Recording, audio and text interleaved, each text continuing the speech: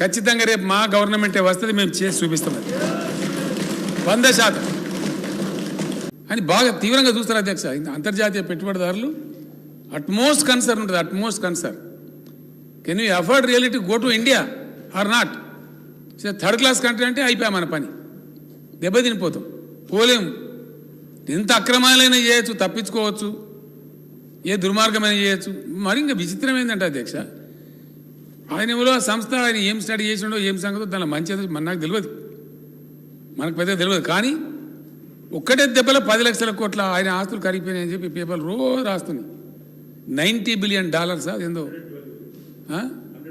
అచ్చా latest figure, ఇంకా రోజు పెడుతుంది పాపం. $112 బిలియన్ కరిగిపోయింది, ఎక్కడిదక్కడ అయిపోయింది. ఇప్పుడు ఆ సంస్థ ఉంటుందా, ఆయన మునుగడా? మరి అందులో ఆయన పెట్టిన కంపెనీలు ఎన్నో కంపెనీలు ఉన్నాయట. అందులో మన దగ్గర కూడా పెడతాను వచ్చిన మనం బతికిపోయినాం. రాని మన దగ్గర రాలేదు, ఇక్కడ కూడా పెడతాను వస్తే మన దొరకలేదు జాగా. అయితే విషయం ఏంటంటే ఆ కంపెనీలలో మన ఇండియన్ బ్యాంకులు కూడా చాలా బ్యాంకులు పెట్టుబడులు పెట్టినాయి. ఎల్ఐసి పెట్టుబడి పెట్టింది. ఎల్ఐసి అంటే 25 కోట్ల డిపాజిటర్స్ ఉన్నారు అధ్యక్ష. 25 కోట్ల మంది, ఒకరిద్దరు కాదు. ప్రజలు బీమా కట్టిరు అక్కడ, వాళ్ళ డబ్బులు ఉన్నాయి. దాని ఏమైతే మరి మా షేర్లు ఉంటాయా, మా డబ్బులు ఉంటాయా, మునుగుతామా, సస్తమా? ఒక భయంకరమైనటువంటి ఒక ఉత్పాత స్థితి. ఈ స్థితిలో భారత ప్రభుత్వం ఏం చేస్తుంది, ఏం చేయబోతుంది అనేది ఎకానమిస్ట్ అనే పేపర్ వాడు రాసిండు. ఎదురు చూస్తుంది ప్రపంచం అంతా, దేశంలో వాళ్ళందరూ కూడా ఎదురు చూస్తారు. ప్రధానమంత్రి గారు నోటి నుంచి ఆశిస్తే అధ్యక్ష, వారు ఒక్క మాట దాని గురించి మాట్లాడితే, కానీ ఆక్రోశం ఉంది ఆయన లోపల, ఇదంతా బయటపడే మా దోస్తుదని. అది చెప్పకుండా ఇండైరెక్ట్గా జబ్బ కొట్టుకుంటా నేను చూసిన అధ్యక్ష.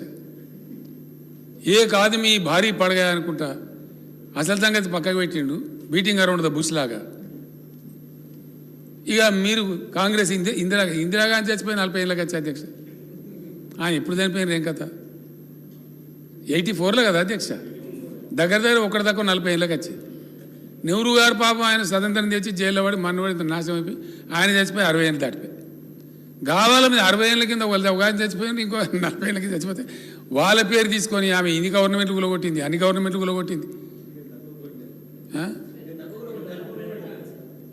అని ఈయన ఎప్పుడు ఆయన లేచి, రాహుల్ గాంధీ గారు లేచి నువ్వు తక్కువ కూలగొట్టావు, నువ్వు ఇన్ని కూలగొట్టావు ఆయన ఎప్పుడు అంటే, ఇక చోటాబాయి సుబానాల్లా, బడేబాయి మాషాల్లా అన్నాడు. నువ్వు కూలగొట్టామంటే నువ్వు కూలగొట్టు. అసలు అదాని ఎటుపోయిండు, కథ ఎటుపోయింది, దేశం ఏంది, దేశం ఎక్కడ పోతుంది? ఇది మన దేశంలో జరుగుతున్న చర్చ. ఇది జరగాల్సిందేనా? 75 సంవత్సరాల పరిపక్వ దశలో, ప్రజాస్వామ్యం పరిపక్వం చెందిన ఈ దశలో ఇదేనా జరగాల్సిన చర్చ? ఇలా జపాన్లో ఏం జరుగుతుంది, కొరియాలో ఏం జరుగుతుంది, సింగపూర్లో ఏం జరుగుతుంది, మన పక్కన చైనాలో ఏం జరుగుతుంది, ఎటువంటి అద్భుతాలు ఆవిష్కరించబడుతున్నాయి, ప్రజలు ఎట్లా పోతున్నారు? నిన్నగాక మొన్న కదా అధ్యక్ష, చైనాని దాటేసినాం మనం. చైనాని దాటేసి ప్రపంచంలో అత్యధిక జనాభా గల దేశం భారతదేశమే. Today the largest populous country in the globe is India. We have crossed China recently. ఇంత పెద్ద జనాభాను పెట్టుకొని వాళ్ళ జీవితాలతో పరాస్కాలు ఆడుకుంటూ మనం ఈ విధంగా చాలా దారుణంగా ప్రజలను ఓడగొట్టడం అనేది ఏ పరిస్థితిలో కూడా దయచేసి కరెక్ట్ కాదు. ఇది మంచిది కాదు, భవిష్యత్తు కూడా మంచిది కాదు. మరి దీనికి అంతమేందో, ఎట్లా పోతుందో. The most disgusting speech by the honourable prime minister of India. Most disgusting. ఒక సభలో కాకపోతే ఇంకో సభలో మంచిగా మాట్లాడితే నేను కూడా ఆస్తిని చూసిన అధ్యక్ష.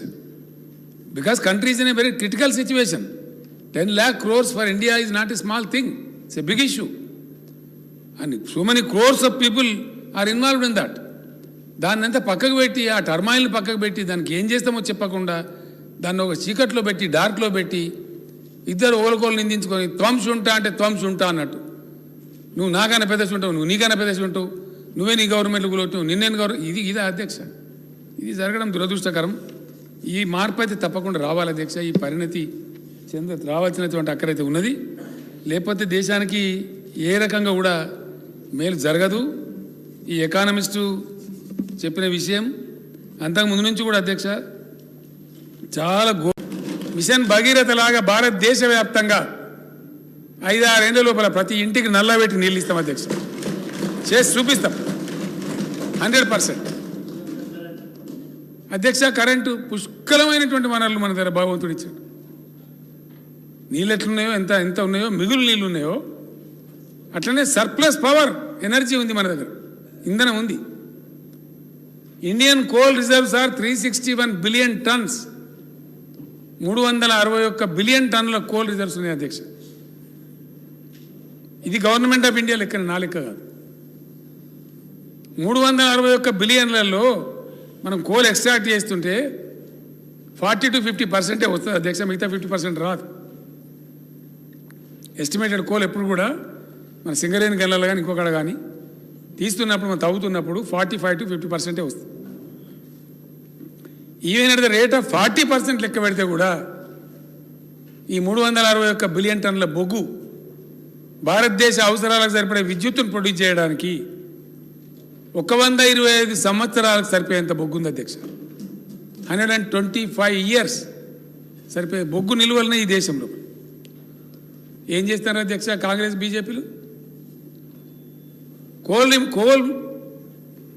ఇండియా 3 బొగ్గు గనులకు అధ్యక్ష 230 కిలోమీటర్ల రైల్వేలు వేయమని వీళ్ళని అడగలే డబ్బులు. కోల్ ఇండియా డబ్బులు డిపాయిడ్ చేసింది. అద్భుతమైన క్వాలిటీ బొగ్గు ఉన్నటువంటి ఛత్తీస్గఢ్, ఒరిస్సా, జార్ఖండ్ 3 రాష్ట్రాలలో ఒకసారి 50 కిలోమీటర్లు, ఒకసారి 120 కిలోమీటర్లు, ఒకసారి 80 కిలోమీటర్లు. 15 సంవత్సరాలు అయితే హరిలేసి ఇవ్వలేదు అధ్యక్ష, వేస్తలేరు. డబ్బులు కోల్ ఇండియా డిపాజిట్ చేస్తారు కూడా. కానీ ఆన్ ద కాంట్రరీ ఏం చేస్తారు? 300 మిలియన్ టన్నుల బొగ్గును ఆస్ట్రేలియా నుంచి దిగుమతి చేస్తారు. ఎవరి ప్రయోజనాలు ఆశించండి? అక్కడ 300 మిలియన్ టన్స్ వస్తుంది అధ్యక్ష రైల్వే లైన్ కంప్లీట్ చేస్తే. ఉద్దేశపూర్వకంగా రైల్వే లైన్ పెండింగ్ పెట్టి వాళ్ళ వ్యాపార స్నేహితులకు సాయం చేయడానికి ఆస్ట్రేలియా నుంచి కోల్ ఇంపోర్ట్ చేసి రాష్ట్ర చెన్కోల మీద మెడ మీద కత్తి పెట్టి 3,500 3,800 టన్ను బొగ్గును 30,000 కొనండి టన్ను అని చెప్పి కత్తి పెట్టి, లేకపోతే మీకు ఫైన్లు వేస్తామని బెదిరించి వ్యవహారం చేస్తున్నది మోడీ గారి ప్రభుత్వం కాదా? ఇది ప్రజాస్వామ్యమా? ఇది రీజనబులా? నిన్నగాక మన పంజాబ్ ముఖ్యమంత్రి గారు చెప్తుండే అధ్యక్ష, ఆయనకు బెంగాల్ బొగ్గాలాట అయితే రైల్లో తీసుకురావచ్చు చీప్ కాస్ట్లో సీదావాళ్ళ పంజాబ్కు. లేదు నువ్వు షిప్లో తీసుకురా, అదాని గారికి లాభం కావాలి కాబట్టి షిప్లో తీసుకొచ్చి అదాని గారి పోర్ట్లో దించి ఆడికెళ్ళి తీసుకొని చెప్తున్నారు అధ్యక్ష. ఆర్డరే ఇచ్చిండ్రు. ఆయన మీటింగ్లో చెప్పిండు, అక్కడ ఖమ్మంలో సభలో చెప్పిండు ఆయన. ఇదేనా దేశాన్ని జరిపించే పద్ధతి? ఇంకా దేశం బాగుపడుతుందా? దేశానికి కరెంట్ వస్తుందా? రాదా అధ్యక్ష? దమ్మున్న ప్రధానమంత్రి అయితే రాలేదా తెలంగాణలో రాలేదా అధ్యక్ష? ఏముండే అధ్యక్ష తెలంగాణలో? మనం అందరం ఏడవలేదా 30-35 ఏళ్ళు? ఎప్పుడు వస్తుందో భగవంతుని కెరక, ఎప్పుడు పోతుందో భగవంతుని కెరక. మంచిగా వర్ధిల్లుతుండే ఇన్వర్టర్లు, కన్వర్టర్లు, జనరేటర్లు, స్టెబిలైజర్లు. ఆ దుకాణం మాయమైపోయినాయి ఇప్పుడు. దానిలో కూడా కోడిగుడ్డు మీద ఈకలు వీకినట్టు సిగ్గు లేకుండా మొన్నోడు అక్కడ ధర్నా చేసిండు అధ్యక్ష, మాకు 24 గంటల కరెంట్ ఇవ్వాలి. అధ్యక్ష ఎంత బాధ అనిపిస్తుంది అంటే 5-6 ఏళ్ళ బట్టి బ్రహ్మాండంగా 24 hours పవర్ సప్లై ఇస్తున్నాం. కొంతమంది విజ్ఞత లేకుండా, ఇంగితం లేకుండా 24 గంటలు ఎత్తలేదు, నువ్వు వాడికి పండుకొని గడ మీద కూర్చొని మాట్లాడతావు. నీకు నెత్తా కత్తా, నీకు బాధ్యత ఉందా? అధ్యక్ష ద హైయెస్ట్ లోడ్ ఏమైంది అధ్యక్ష? ఒక అంచనా ఉంటుంది, ఇగో ఇంత లోడు ఈ సంవత్సరం అవసరం ఉంటుంది. నేను చెప్తూనే పోతున్నా విద్యుత్ శాఖ మంత్రి గారికి, విద్యుత్ శాఖ వాళ్ళకి చెప్తూనే పోతున్నా. విపరీతమైన ఇండస్ట్రీ పెరుగుతుంది, విపరీతమైనటువంటి ఐటీ సెక్టర్ పెరుగుతుంది, అగ్రికల్చర్ కూడా చాలా ఎక్స్పాండ్ అవుతూ ఉంది. కాబట్టి మీరు పెంచుకుంటూ పోమని చెప్తున్నాం అధ్యక్ష. మొన్న 4 days బ్యాక్ నేనే సమీక్ష చేసిన, మినిస్టర్ గారు నాకు చెప్తే నేను సమీక్ష చేసిన నేనే, ఏంది అసలు ఏం జరుగుతుందని. యాక్చువల్గా ఏం జరుగుతుంది అధ్యక్ష? గ్రిడ్ కొలాప్స్ కావద్దంటే ఆ హెవీ ట్రాన్స్మిషన్ లైన్స్ ఏవైతే ఉంటాయో వాటి మీద 50 cycles మెయింటైన్ చేయాలి ఎప్పటికీ. అది షుగర్ బీమార్లా ఉంటుంది అధ్యక్ష. లో షుగర్ కావద్దు, హై షుగర్ కావద్దు. కిందికి వచ్చినా గ్రిడ్ కొలాప్స్ అవుతుంది. మీదికి పోయినా గ్రిడ్ కొలాప్స్ అవుతుంది. ఆ బ్యాలెన్స్ 51, 52 దాటద్దు అధ్యక్ష. ఇటు 48 కన్నా కిందికి రావద్దు.